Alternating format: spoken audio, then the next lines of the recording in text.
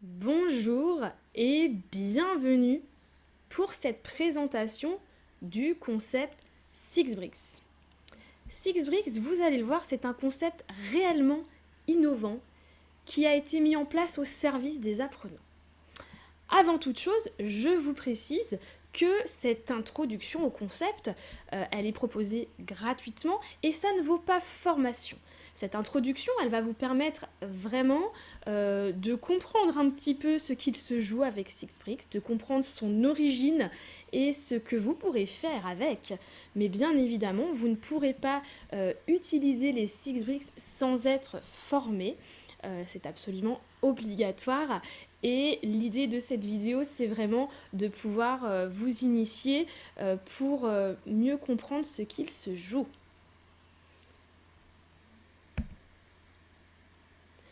Alors, avant toute chose, je vais vous parler de son origine. Six Bricks, certains pourraient penser que c'est peut-être anglais ou américain parce qu'on voit beaucoup d'outils qui émergent de ces pays, mais pas du tout. Six Bricks, ça vient d'Afrique du Sud et c'est un concept qui est porté par Care for Education. D'ailleurs, je vous invite à vous rendre sur leur site internet puisque vous avez plein de ressources et plein d'explications qui bien sûr sont en anglais. Donc voilà, Care for Education, il est reconnu par la fondation Lego. Six Bricks est reconnu par la fondation Lego. Et aujourd'hui, je vais donc vous parler du concept de manière générale. Alors, qu'est-ce que c'est ces petites briques? Vous avez vu, on parle vraiment de 6 briques. 6 briques Duplo qui représentent à elles, finalement, à elles ensemble, un outil d'apprentissage pratique pour tous les âges. Et j'insiste dessus, mais je reviendrai dessus juste ensuite. Donc avec Six Bricks, on va utiliser nos 6 briques Duplo de 6 couleurs différentes, rouge, orange, jaune, vert, bleu foncé et bleu clair. Et on va proposer des activités à la fois courtes et amusantes aux personnes que l'on accompagne pour leur permettre de développer leurs fonctions exécutives, exercer leur mémoire, leur communication, travailler tout ce qui est aspect collaboratif, la motricité, la créativité. Finalement, vous verrez, c'est sans limite.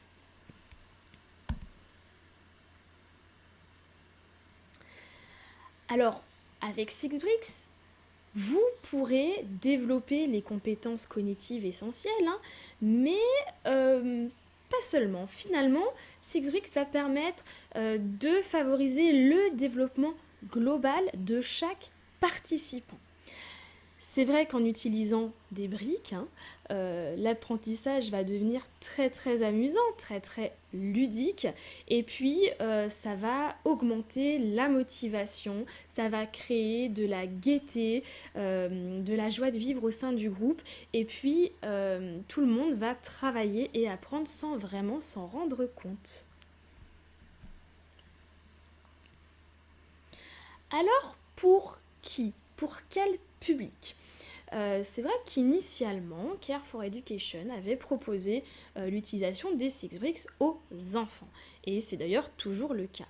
Mais ce ne sont pas les seuls à pouvoir en bénéficier. Bien sûr, vous pouvez utiliser le concept auprès, comme je vous l'ai dit, de tout public. Donc les enfants, les ados, les adultes, et puis même les personnes âgées, qui sont très très friands de ces petites activités ludiques, notamment pour prévenir le déclin cognitif.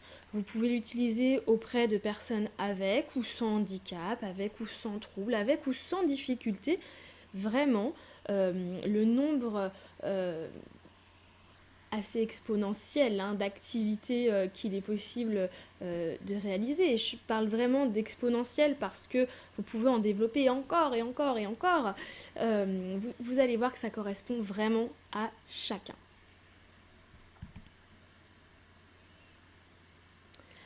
Alors, quel est l'intérêt d'utiliser ces Six Bricks plutôt que d'autres outils, par exemple? Eh bien, je l'ai un petit peu abordé, mais avec les 6 briques, vous allez pouvoir apprendre, ou permettre en tout cas à l'apprenant d'apprendre sans s'en rendre compte. Il va développer un maximum de compétences en utilisant le jeu, et ça c'est super, parce que, comme je vous l'ai dit, ça augmente la motivation. Il va, en utilisant ces briques, développer la coordination bilatérale, mais aussi augmenter sa concentration, développer ses compétences socio-émotionnelles et sa créativité. Mais pas que.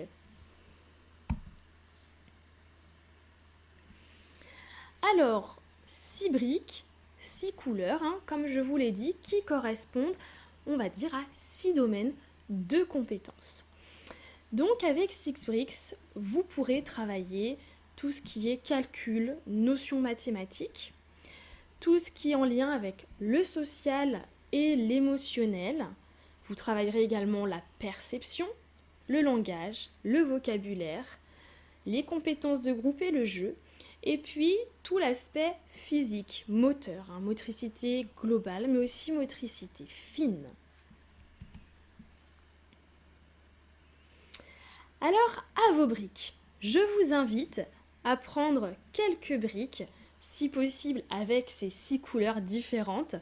L'idée, ça va être, vous aussi, de découvrir 6 activités et puis de pouvoir les réaliser en même temps que moi, si vous le souhaitez, pour vraiment expérimenter et découvrir plus en profondeur ce concept.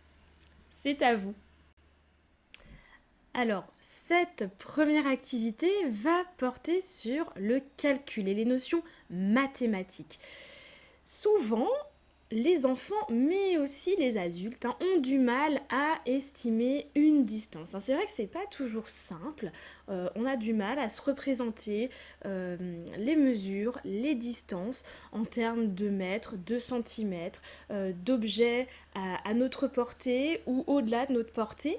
Et du coup, l'idée, ça va être vraiment, tel que le veut le concept Six Bricks, de manipuler et d'expérimenter. Alors avec cette activité, vous allez voir, les enfants et même les plus grands vont pouvoir eux-mêmes chercher comment estimer une distance. Regardez ça.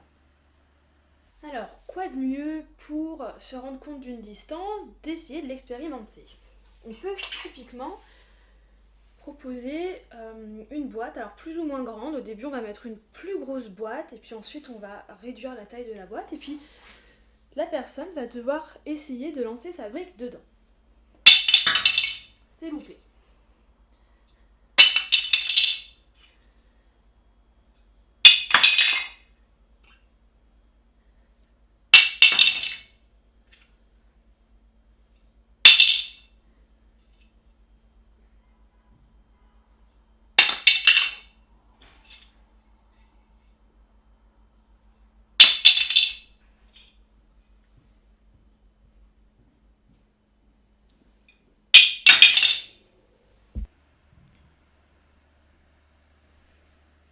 Avec Six Bricks, vous l'avez vu, on peut également travailler toute la sphère sociale et émotionnelle. Et pour cela, je vous propose une activité que j'ai nommée Be My Friend, soit mon ami.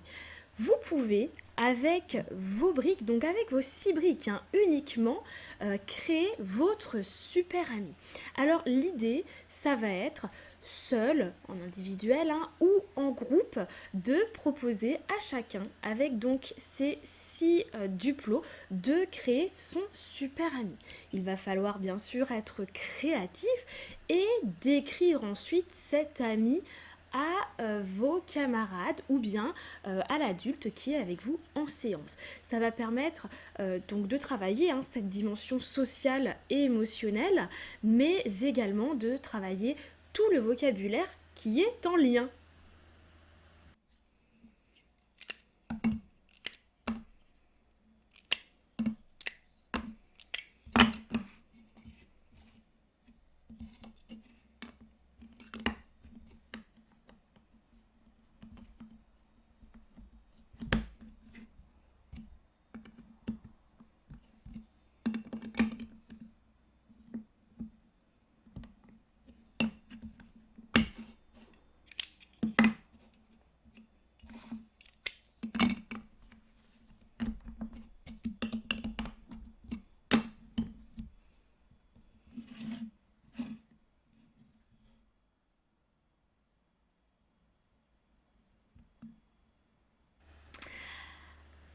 la perception, c'est pas toujours évident. Effectivement, on a toujours l'habitude de travailler en 2D.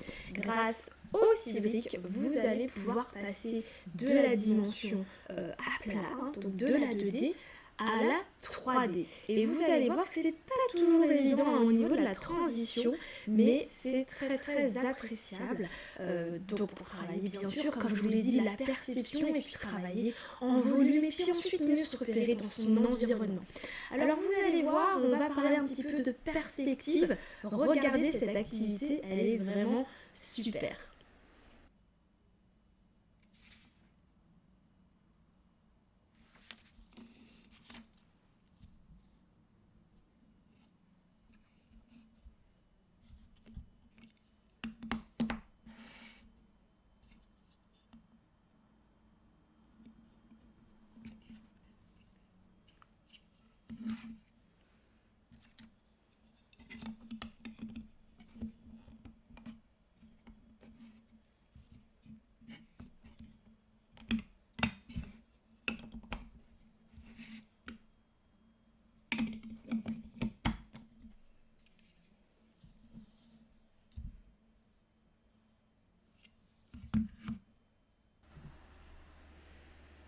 Je vous l'ai dit, avec nos Cybriques, nous pouvons bien sûr travailler et développer le langage et le vocabulaire.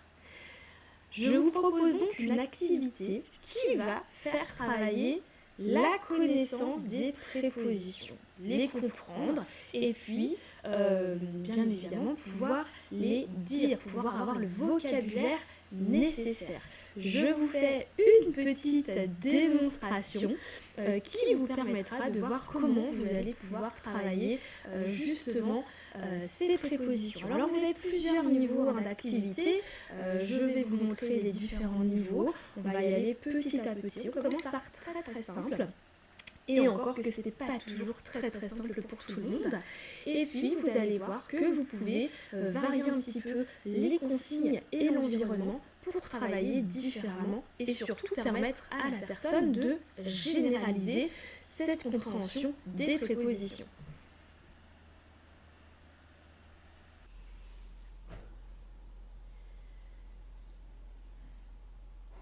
Ok, alors tu vas te mettre derrière la tour.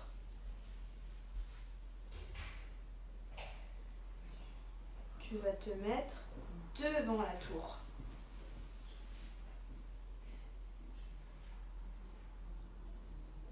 Tu vas aller à droite de la tour.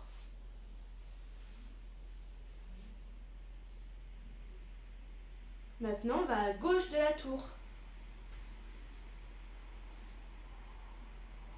Peux-tu mettre un pied sur la tour ?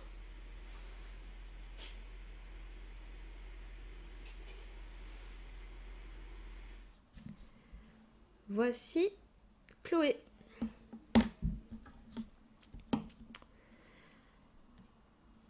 Alors, j'aimerais que tu prennes la brique jaune et que tu la poses devant Chloé.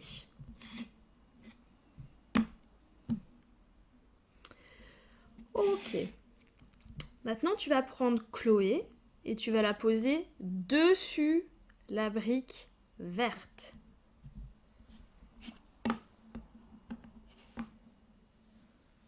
Très bien. Tu prends la brique rouge et tu la mets dessous la brique verte.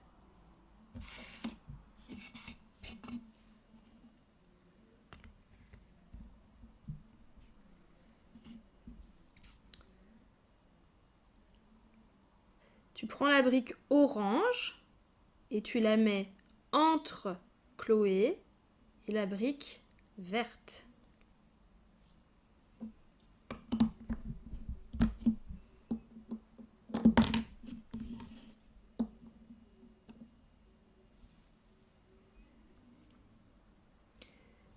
Tu prends la brique bleu clair et tu la poses de manière verticale à côté de ta construction.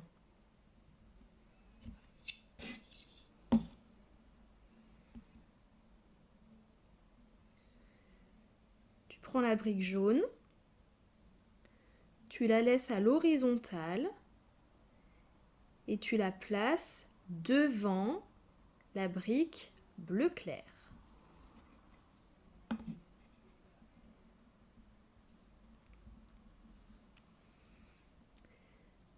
Tu prends la brique qu'il te reste et tu la places derrière ta construction dans le sens que tu veux. Dans la partie jeu et compétences de groupe, j'appelle le twister.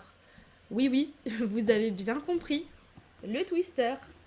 Alors vous allez me dire quel est le lien entre ce jeu et ces briques. Vous allez twister la version et vous allez voir ce que vous pouvez faire justement pour utiliser vos 6 briques dans ce cadre. Regardez bien.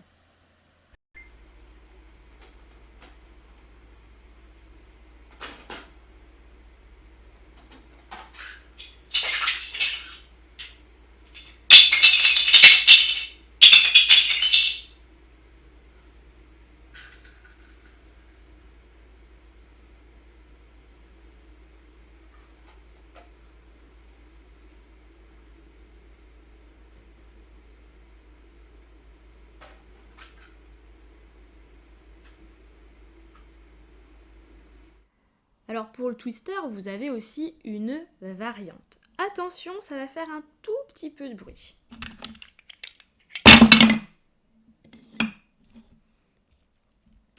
Vous allez pouvoir utiliser vos 2 mains et ainsi travailler sur une table ou par terre si vous le souhaitez.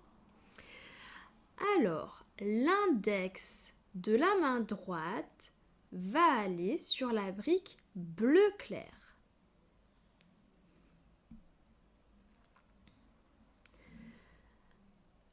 L'auriculaire, donc le petit doigt de la main gauche, va aller sur la brique rouge. Le pouce de la main gauche va sur la brique orange.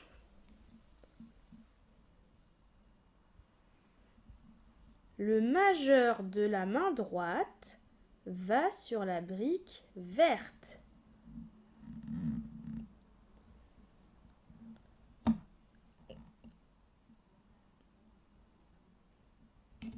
C'est pas si simple, vous voyez, mais en tous les cas, vous pouvez le faire pour travailler la coordination et la motricité.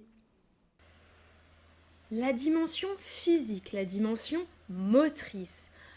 Plusieurs activités en lien avec la Tricky Tower. Alors, la Tricky Tower, c'est vraiment, je pense, l'activité que tout le monde connaît avec le concept Six Bricks. On l'utilise souvent, on l'utilise énormément et puis on aime bien changer de version et proposer différents défis qui sont tous amusants dont l'objectif va être du coup de travailler bien sûr la motricité fine mais aussi l'équilibre, l'inhibition. Ça va permettre à la personne de travailler sa persévérance et d'avoir une conscience spatiale de tout ce qui l'entoure. Vous allez voir, on a plusieurs façons de réaliser des tours et c'est pas toujours très simple. C'est parti pour la Tricky Tower. Alors, bien sûr, vous allez avoir besoin de vos 6 briques. Et là, vous avez plusieurs variantes. Donc, on peut demander au début à la personne de construire une tour avec ses 2 mains, sans faire tomber, bien sûr.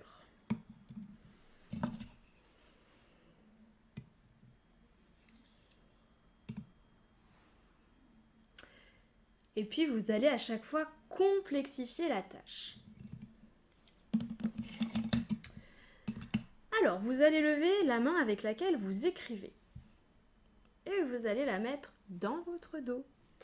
Et maintenant, à vous d'utiliser la main opposée, du coup, pour reconstruire cette même tour. Toujours sans faire tomber,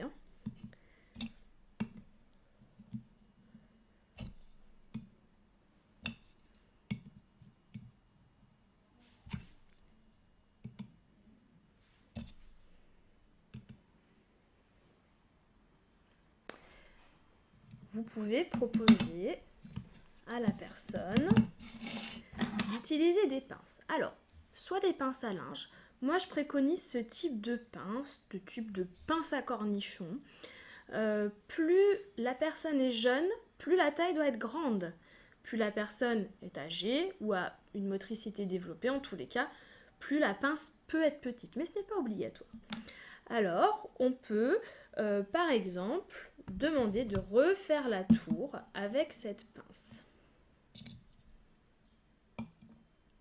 Et là, on va vraiment travailler tout ce qui est coordination, motricité, force également, parce que si on n'appuie pas assez fort, ça va tomber.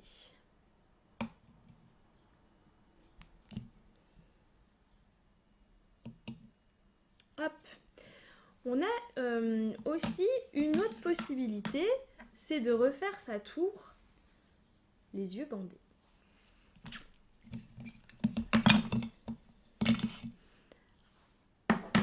Alors moi j'aime bien proposer ce type de masque aux enfants, en plus c'est assez coloré. Souhaitez-moi bonne chance.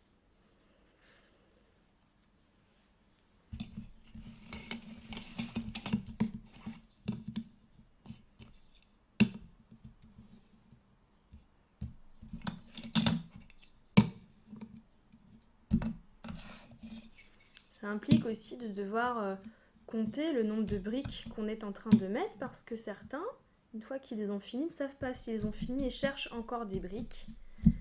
Normalement, pour moi, c'est bon.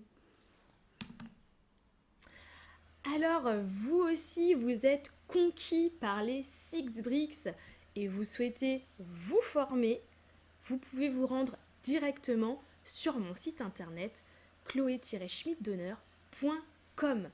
Alors, sachez qu'en tant que participant, vous allez bénéficier de plusieurs ressources.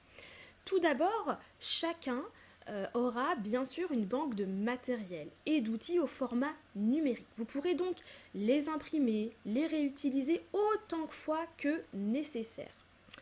Vous aurez aussi accès gratuitement à l'espace membre Postabrick et vous pourrez du coup échanger avec les autres participants, télécharger le matériel qui vous a été transmis en formation. Vous avez vraiment cet espace où vous retrouvez tout. Et moi, je le mets à jour régulièrement avec des nouveaux outils. Donc finalement, à chaque fois que vous vous rendrez en ligne, sans rien payer de plus, vous aurez tous les outils à jour. Bien évidemment, à l'issue de chaque formation, je vous transmets un livret d'activités. Vous pourrez refaire vraiment tout ce que l'on a vu sans vous soucier de recréer vos propres exercices, même si je vous encourage à le faire parce que vous l'avez vu, il y a de nombreuses possibilités d'usage avec les 6 briques. Et puis, petit bonus, vous pourrez être référencé encore une fois gratuitement sur le site. J'ai créé une carte interactive qui permet de repérer tous les animateurs Six Bricks que j'ai formés. Ça permettra à chaque parent, à chaque établissement qui souhaite chercher des séances, qui souhaite trouver un professionnel, de vous trouver facilement et bien sûr de s'assurer de votre certification puisque tout sera en ligne et accessible à tous.